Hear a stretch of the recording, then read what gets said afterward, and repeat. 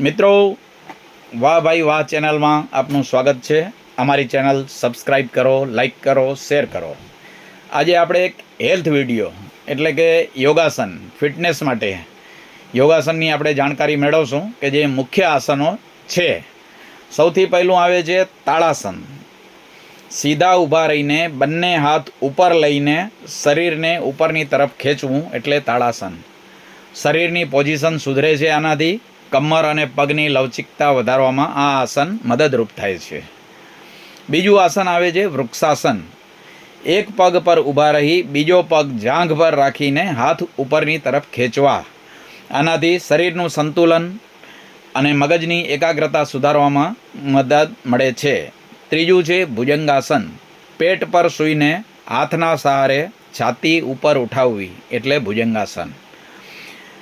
આ આસન કરવાથી કરોડરજ્જુની લવચિકતા વધે છે, પીઠના સ્નાયુઓ મજબૂત બને છે। ચોથું આવે છે વજ્રાસન।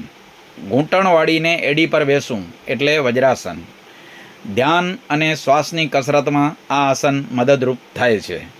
ભોજન પછી થોડો સમય વજ્રાસનમાં બેસવાથી પાચન સારું થઈ જાય છે। પાંચમું આવશે પવન મુક્તાસન। પીઠ પર સૂઈને ઘૂંટણને છાતી તરફ લાવવા અને પકડી રાખવા, આને કહેવાય છે પવન મુક્તાસન।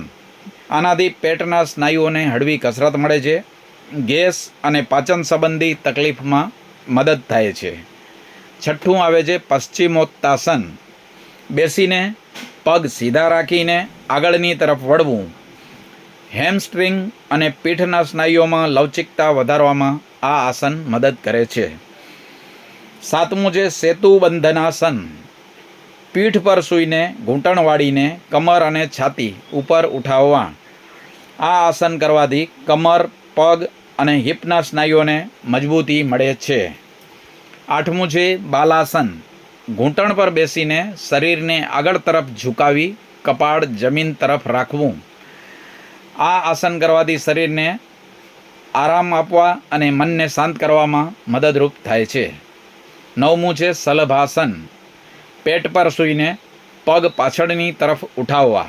પીઠ અને પગના સ્નાયુઓ મજબૂત કરવામાં આ આસન મદદરૂપ થાય છે। દસમું છે શવાસન। પીઠ પર સૂઈને આખા શરીરને ઢીલું મૂકી દેવું। શવાસન આરામદાયક આસન। આરામ કરવા, તણાવ ઘટાડવા અને યોગાભ્યાસ પછી શરીરને શાંત કરવા માટે આ આસન ખૂબ જરૂરી છે। હવે ઊભા રહીને કયા આસનો કરવામાં આવે છે? ઊભા રહીને તાળાસન, વૃક્ષાસન, ત્રિકોણાસન, વીરભદ્રાસન વગેરે કરવામાં આવે છે। બેસીને કયા આસન કરવામાં આવે છે? પદ્માસન, વજ્રાસન, પશ્ચિમોત્તાસન, અર્ધમત્સ્યેન્દ્ર આસન। પેટના બળે અમુક આસન કરવામાં આવે છે, જેમ કે પવન મુક્તાસન, નૌકાસન। માથાભેર કરવામાં આવે છે એવું એક આસન છે શીર્ષાસન, જેમાં માથું નીચે રહેશે, પગ ઉપરની તરફ રહેશે। પછી આવે છે બેલેન્સ આસન, કે જેમાં તમારે બેલેન્સ કરવાનું હોય છે। વૃક્ષાસન, બકાસન, ગરુડાસન।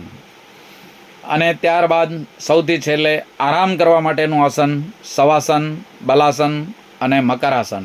મિત્રો, વિડીયો કેવો લાગ્યો કોમેન્ટમાં જરૂરથી જણાવજો। અમારી ચેનલને સબસ્ક્રાઈબ કરજો। ધન્યવાદ।